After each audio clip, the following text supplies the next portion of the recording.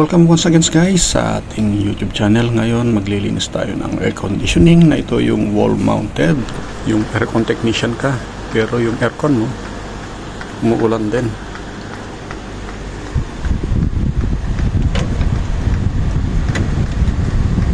Wala namang ice din eh.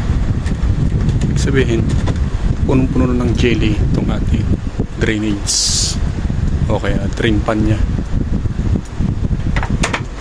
Ayan, sabay sila na umuulan. Umuulan din sa labas. Tara, umpisahan natin. I-off nyo lang yung unit at best practice is tanggalin natin yung AC plug para totally wala siyang power. Safety nun, dahil ang target viewers natin dito is yung mga non-technical at doon sa mga bago naman na gusto nyo ring matutong paano linis ng air conditioning. Panoorin nyo ito mga idol. Simple lang naman. Ang gagamitin lang natin dito is yung mga materyales na nasa bahay lang natin. So ang target natin is mga non-technical. So yung mga tatay dyan, mga papsi na nasa bahay na gustong makatipid, i-DIY nyo na ang cleaning ng inyong air conditioning. Tanggalin lang natin tatlong screw dito at batakin nyo medyo may force pababa and then i-lift up nyo para matanggal na itong front casing. Ayan mga idol, pag natanggal na yan, oops, I forgot na meron pala itong receiver board na nandito yung display nya. So yan, screw lang natin para matanggal natin total itong ating front casing nya. And then magtataka kayo siguro kung bakit in-install ko to dito sa ibabaw ng display cabinet. OFW tayo mga idol at hindi naman tayo tatagal dito, so temporarily nagtingin ako ng paglalagyan ng ating aircon na back to back lang siya. Actually nasa 7 feet lang ang nagamit kong pipe nito. So para sa akin ito yung pinaka the best. Don't worry, yung TV na yan, display lang, di naman natin ginagamit yan dahil puro cellphone na tayo ngayon.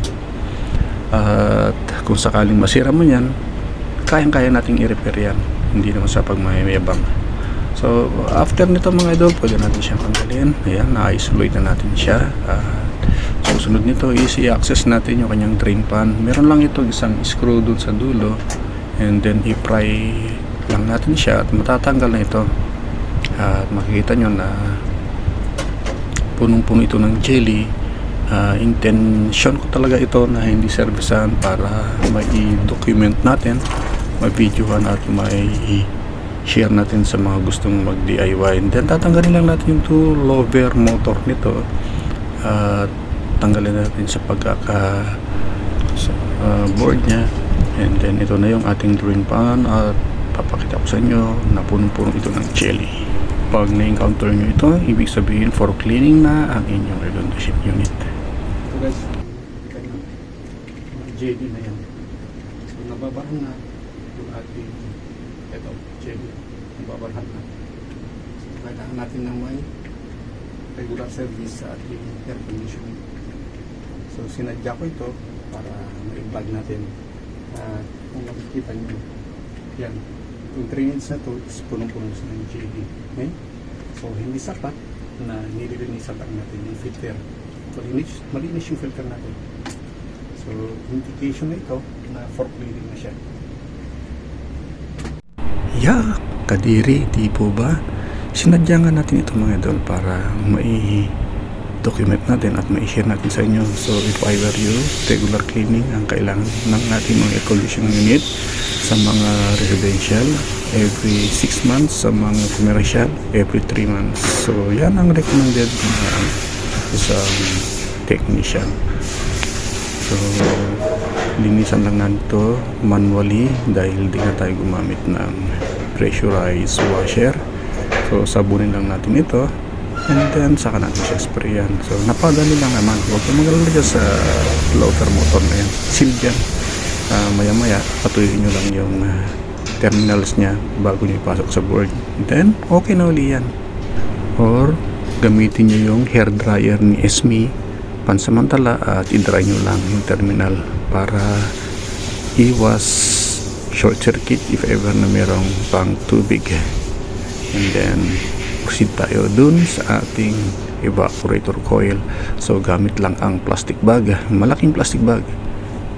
Kinat lang natin dito sa front nya para ma-accommodate natin yung haba ng ating 1.5 air conditioning. Pag mga 2 HP na kayo, medyo malapad na yan, kaya lalakihan nyo lang din. Kung meron kayong tarapal, much better.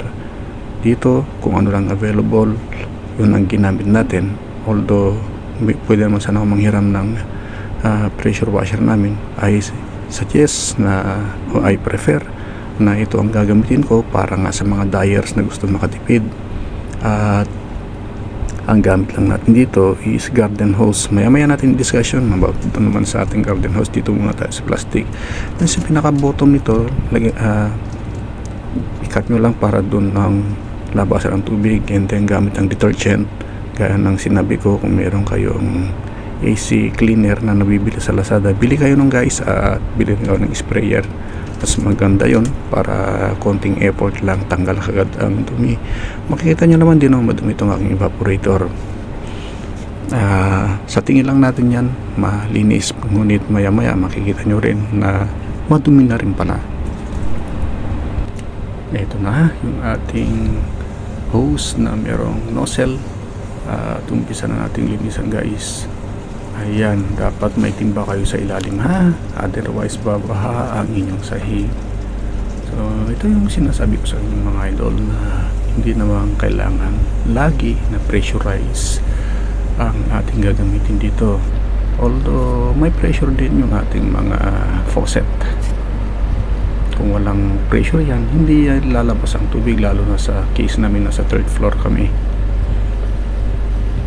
Ayan, sige, linis para makatipid tayo ng 1.5 o 700 o 500, ano man ang rate ngayon ng cleaning dyan sa atin sa Pilipinas. Then after this, pwede natin siyang tanggalin. Tapos na mga idol ang paglilinis ng ating air conditioning unit. And then isunod natin itong kanyang drain hose. Ayan, salpakan natin din ng ating hose mula sa ating faucet.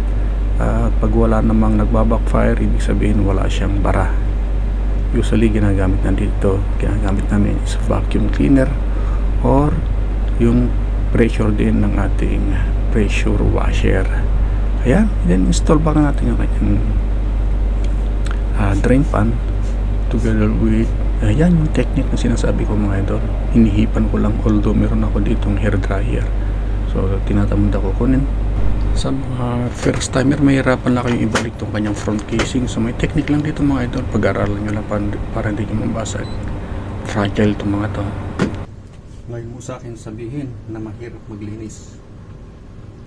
Kung sa tingin nyo nakatulong sa inyo ang aking video mga idol, i-follow po ako, huwag nyo lang po subscribe at pag-follow sa aking Facebook. Thanks for watching. Mabuhay.